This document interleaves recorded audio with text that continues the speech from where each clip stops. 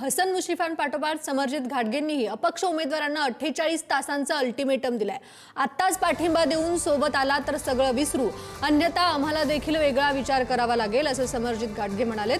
तुमची कामं कशी होतात हे आम्ही देखील बघू असंही त्यांनी म्हटलंय। काही लोक म्हणतात गुलाल लावून राजेंकडे येतो, मात्र तसं काहीच चालणार नाही। त्यांचा आणि पक्षाचा संबंध संपलेला आहे असं घाटगेंनी म्हटलंय। तुम्ही आता वेळ गेली नाहीये।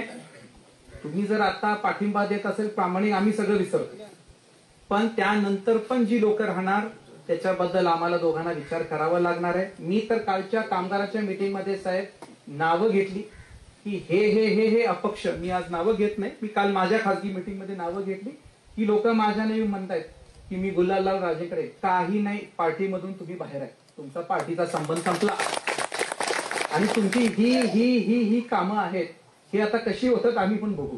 त्याच्यामुळे हे चालत नाही।